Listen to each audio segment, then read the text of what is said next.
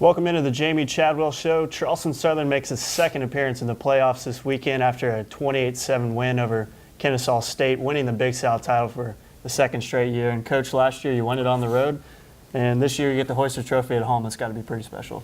It was special, especially coming off the loss a couple weeks ago and everything looking like we might not have a shot to do it. And our guys really rallied the last couple weeks, and I think played probably the two best games for us in a long time. And be able to do it in front of the home crowd and just to see the players and the emotion that they when they got to hoist the trophy, it was pretty special.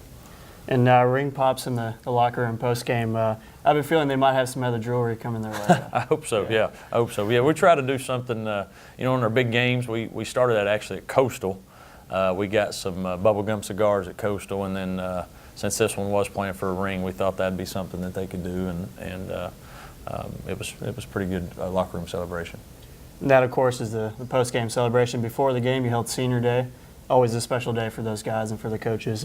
What do the senior class this year mean to the program? Well, obviously the legacy and the foundation that they've built. Winning back-to-back championships, the things that have been able to be done here on campus as far as the stadium enhancements, the locker room, the new weight room that's coming. I mean, just all the things that they've been able to do on and off the field. And then by winning the game of Saturday, I think just cementing that foundation. They're a pretty special class, obviously, and you hope that you can in your time here that you can have another 4-year class that has the same type of win percentage, but also just the impact that they've had. And can't say enough about those guys. Of course, Kevin O'Rourke out this week. He's out in Texas with men's basketball. Hopefully, our viewers will accept me as a host this week. I'm sure Kevin will be watching. Yeah. He's worried about his job. He'll be one of our viewers. We'll get into some first half highlights here. Interesting kickoff there. Kennedy slips, and then Kennesaw State doesn't know if they want to take it out of the end zone or not, but he crosses the end zone, so he has to take it out. Yeah, he was. I think he was really trying to kick it hard as he could, and he slipped there. But fortunately for us, they mishandled it, and we put them in a position to where they're backed up, which is good, and so they have the long field they have to drive to, and our defense has to come out and see if we can get a good play. How in the world they got a first down on this play, I'll never know. We tackle them in the backfield on 3rd and 2, and yet they get a first down. So I don't know. But anyway, our defense has to play again, and we get a nice tackle right there. Yeah, both Noah Oliver and Ellis, both big factors on the day. And here you see Zane Cruz getting in the action. It's going to give your offense the ball. They start behind the chains here this drive, but Shane makes a nice 9-yard run for a first down here. Yes, 3rd down. We didn't have our first 2 plays didn't produce much, but he does a nice job of scrambling here. They cover down our route, and then we're able to get a little bit of rhythm going. And Darius Hammond had obviously a phenomenal day all day, and this was a nice drive for him. And see Shane hit Mike out of the backfield, and Mike does a nice job here of lowering his shoulder and getting more yardage. And I thought we were really sharp here on this drive and made a lot of nice plays and converted some 3rd downs and some 4th downs as well. It's got to be nice. I know you talked about it before, but with the young quarterback, and especially moving on in the playoffs, just to have those guys in the backfield. You see Jeffrey Wall there making a play, another young guy. It's got to be nice. It is. I mean, anytime you can hand off to somebody that has a chance to take it the distance, it makes that quarterback feel a lot more comfortable. And what I thought we did a nice job of here is Shane didn't panic. There were some things that weren't open. And he did a nice job of scrambling and not forcing the football. Darius does what he does here, spins around and stays on his feet and crosses the goal line, gets you on the board early in the first quarter. I thought that was huge. That was our first drive of the game, and you can see there's only about 3 minutes left in the quarter, so that was big for us. The defense going to get the ball right back here. Shadarius Hopkins just basically gets the ball handed to him, but makes the play. Pressure from Zane Cruz and Ellis off the edge, and just turns the ball over. Yeah, I thought we did a nice job when they were passing of pressuring him and making the quarterback uncomfortable. Heavy dose of Holloway on this drive, and again, you can't say enough about him. But getting into the end zone here, going up 14-0, that's got to be pretty good in the first half. Yeah, I thought when we turned them over, we needed to put points on the board and not field goals, and this was a nice job. We get great blocking on the perimeter. And to have a chance to go up here, you're at 14-0 in the first quarter versus a team that's like them that's pretty good. This was a good way for us to start. Shane took a big hit there on that pitch, but you look up and see Holloway in the end zone. That was good. Nice for him. Here they get a nice play on the perimeter. We lose our support there, and And to their credit right here, after going up 14-0, I think this drive took about 6-7 minutes, maybe longer. Mm-hmm. And they did a nice job of blocking us. And we had them in some situations, some third downs, and they outflanked us some and got some big plays. And now, to our credit, we made them earn it. They had to go earn it. But they did a nice job of driving, and we have to do a better job of getting them down off the right here. It was first and I think 15, or third and 15, and they get down in here where it's 4th and 2, and so they're able to go for it instead of hold them to a field goal, which was, if you can get them off the field there and hold them to field goal, you feel pretty good about it. Kennesaw State proves they're a hard team to get off the field. It's been an interesting play here. The ball is recovered, though the whistle never blew, so they returned it for a touchdown. Didn't call it a touchdown on the field. They reviewed it, and yeah, that was a bang-bang play. Obviously we felt like it was a fumble. They didn't, and so that's the way it worked out right there. And then they're able to get in right here on 3rd and goal. He's able to reach the football over for the touchdown. So you feel like you stole momentum there, and then they get it back.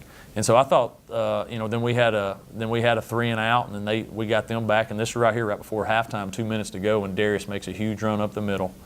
And then, so now we're an opportunity to score and take a 2-touchdown lead, and this is just a great throw and even better catch right here by Cam. Cam doing what he's been doing all year, giving the outside guys trouble, and you go up 21-7.5 against a triple option team. That feels pretty good.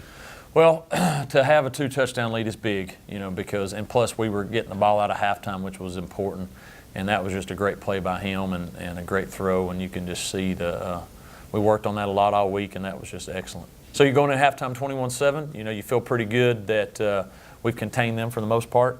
We've not turned the ball over. We had 4 possessions in the first half, 3 touchdowns. So, to have that lead, we were confident going to the locker room, knew it was still going to be 30 minutes, but we felt pretty good about how we played in the first half.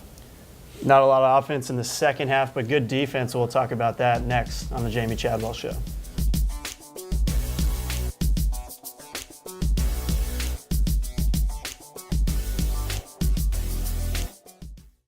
Ben Robinson had a touchdown last week against Liberty, his best game of the season.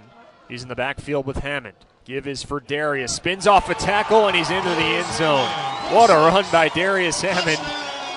Gets out of the grasp of about 3 defenders and gets to pay dirt. 6-0 Bucks, 3:12 to go first quarter. 1st and 10 Bucks at the Kennesaw 37. Throwing down the left sideline. What a throw by Busnell. What a catch by Brown, and he's in the end zone. A one-hand catch by Cam Brown. A 37-yard score. It's 20-7 CSU. Welcome back to the Jamey Chadwell Show as we roll into some second half highlights. Scoreless third quarter for both teams, but sustaining drives. You help run down the clock here a little bit. Yeah, I thought we actually had a nice drive here out of the second half. We put ourselves in a situation. We made some nice runs and did a good job. Got down inside, I think, the 40-yard line, maybe 35 plus 35 down there. So we felt pretty good about the drive coming out, and we got ourselves to a 3rd and short. And you'll see it here coming up. I think we got ourselves to a 3rd and short, and we're not able to convert it and decide to go for it on a 4th down, and it didn't work. But we're moving the ball. We're at the 30-something yard line right here, and it's a 3rd and 4, and we just have a miscommunication at snap. And so we lose a couple yards. We decide to go for it, and then we jump. So we waste a timeout. We look like the Bad News Bears right there. And so, but we punted it and then let our defense go to work. Like you said, a drive that started off pretty well early and it's a little frustrating, but Kennesaw State gets the ball back. You guys have a couple big penalties against you, and you still get them off the field. Yeah, I thought they did a nice job on this drive of doing some different things. We put ourselves in a great position here. They're off the field, and then we get one of our young linebackers makes just a terrible mistake after the play. So it gives them life, and so now they get the ball and they get a 1st and 10 inside the 30-yard line, and they're driving, and we have to stop them. Troy makes a nice play right there. They had a good receiver. I think we shut him down pretty well for the most part. We get them in their 2nd down inside the goal line here, and we do a nice job of forcing them into long yardage here. And I think they decided to go for it here. They do, and Troy comes up big again with another pass breakup. He had a huge second half. That was a huge play. I think he did. He really was solid all game, but his second half was really nice. And then, here you want to try to do something, obviously get at least one 1st down, and we're not able to get much out of it. We try to we try to make a play and we get a penalty. We jump off sides again, and we get decent protection, but Shane's getting pressured, so he gets out of there. And I thought one of the plays of the game was right here was a punt. We get a 60-yard punt. Instead of them having the ball in the plus territory, they have it backed up, and it gives us a chance to make some plays. And then he just throws the ball up. And when he throws it up there, and we're able to completely change the field position, which was a huge point in the game, and there's 2 minutes to go in the quarter. Brandon Rowland comes in with a nice interception there, stays in bounds and tracks the ball. You don't waste any time here. Find Colton Cord down the middle. He seems to always be up and down the middle when you need him. He makes some big plays down there for us, and I thought this was a nice drive. We put ourselves in a bad situation right before. You second and down, and then we lose some yardage, we miss a block. So it's 3rd and 15. Shane does a nice job here stepping up, sees an opening, and goes and gets us the first down. And now that clock continues to run. We've got the ball in plus territory, and then we get a chance to go back to work, and then Darius goes back and starts making some nice runs. Shane, I think, had 26 yards rushing on the day, but that 18 yards there was huge. Hammond answers with 19. He says he can do a little better, and then he continues to do what he does and finds the end zone. We got great blocking up front here, and then Darius made a couple guys miss. So now you're up 28-7 with 13 minutes to go, and then you start looking at the clock, going, all right, how many possessions you going to have left with them, and how the clock's going to run. So we're feeling pretty confident with where we're at. And then they make this big long run on first down, So you have them backed up, and now they go 30-something yards on one play. CSU finds the only points of the second half, but like you said, their quarterback gets loose. That's going to happen when you're playing a triple option team. You got to stay disciplined, but they're going to let some slip. Sometimes it happens, yep, and it did there. But I thought our guys did a nice job here of putting them in some situations, making them earn it. They got the ball. Obviously, it's a plus territory. But we made them use some clock while here as they're driving, and that's what you want to do. You want to see if they can make some mistakes. Your defense did a great job all day, just keeping them disrupted and harassing them in the backfield. And here, I believe they're on their second quarterback. Zane Cruz comes up with a big sack. I think he had 2 on the day. It's just nonstop. You just filter in guys, and they make big plays. Well, they got behind the clock, obviously, and so when you're down 21 and the clock's rolling, you've got to try to get them a stop. And so they started throwing the ball more, and that allowed us to get some sacks and different things. So right here, they're inside the 20-yard line here, but they've worked off almost 4 minutes of clock time, which is, for us, if they're going to score, which we hold them, obviously scores here on a 4th down, which was huge, but half the quarter's gone now, so now you're feeling pretty good. We get the ball here. Obviously, you'd like to be able to run the clock out, but more importantly, you just want to run some time and not let them get the ball back in a good field position. And as you can see, we were able to run some clock off, and their defense is able to go back to work. Troy McGowan's with his first interception we just saw. We'll see a second one here as they have to heave one up late in the game. And this late in the game, when you're up that big, you just trust your defense to do what they do. You do. And plus now what happens is the threat of the run game is gone because the game's out of reach, and now we can just play defensive coverage. And that was cold right there. It was unexpected, but those never get old. Those never get old, and it was a great win for our program. You say those are unexpected. Do you really think they're not coming, or you really? In that one, I was honestly, I didn't expect it. Sometimes you do, but that one I didn't. I was really taken back by that one. That's why the reaction you saw. But when you see these guys and being able to touch that faces and just how excited they are, all the work that you put in, that makes it worthwhile. The last 2 weeks, you really haven't been threatening these games. You're playing good football late, and that's what you want. It is, and we're playing. We got confidence. We know that if we'll play well, we got a chance to beat anybody that we can play, and that's a good. And the main thing that you want to do is you want to keep it going and continue to stay hungry. Now that you've reached one of your goals, it's a back. You enjoyed it, but it's over. Told the team yesterday, hey, that was great win. Hey, we got to move on. And so now that we have the opportunity to move on here, we've got to make sure that everything we do going forward, we play at a high level. Because one thing we do know about the playoffs is every team in there is good, and if you don't play well, you're going to get beat. And we've got to make sure our guys are ready to go. CSU has more football on the schedule. The playoffs coming up this weekend. We'll talk playoffs and more next on the Jamey Chadwell Show.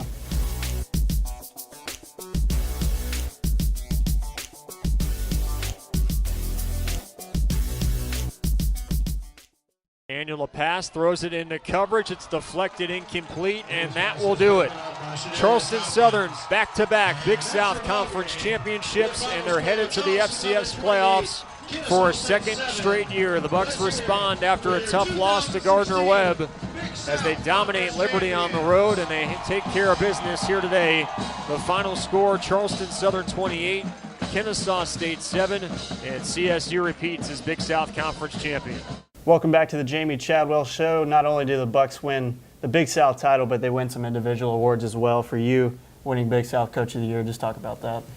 Well, that's a great honor, obviously, from the coaches that they think enough of what you did this year to reward that. It's obviously a player's award, you know. I mean, you don't win those awards unless you have a good team, and obviously our team's been really good, and it's humbling, but it's more so because of the players you got and the way they play. So if you're getting it means you're pretty good for your team. So I like that.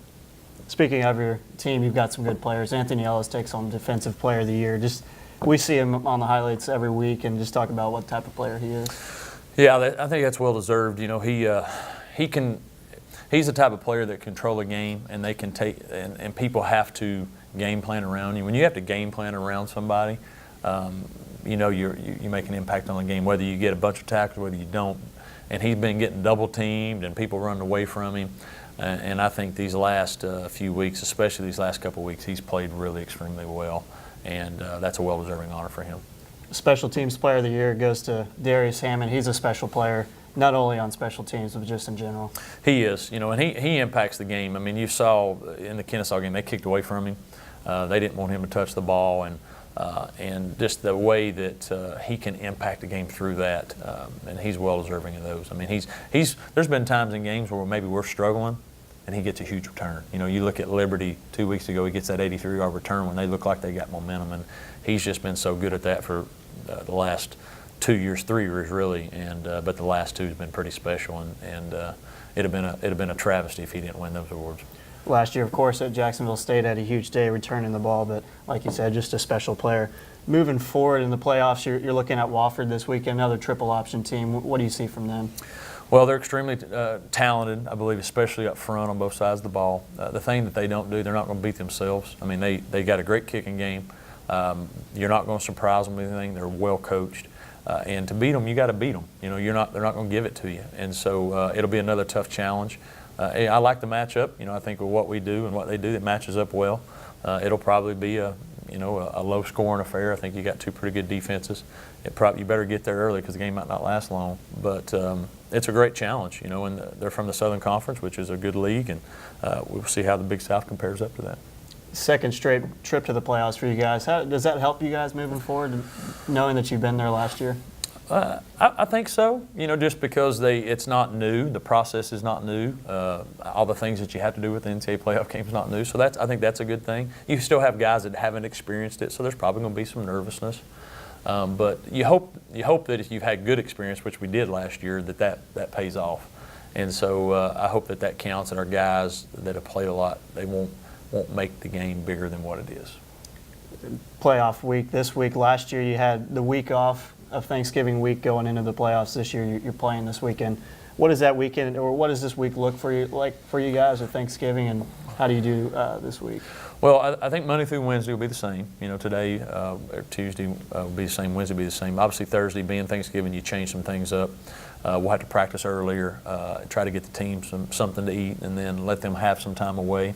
They're not going to be able to go home or anything, so you got to try to figure that out. But we'll try to keep it as the same as possible. You know, with Thursday being the exception, and try to make it work from there. Bucks will take the 3-hour trek up 26 to take on Wofford on Saturday at 2 o'clock. That game is on ESPN3 if you can't make the trip. For Jamey Chadwell, I'm Jeremy Sullivan. Thanks for watching the Jamey Chadwell Show.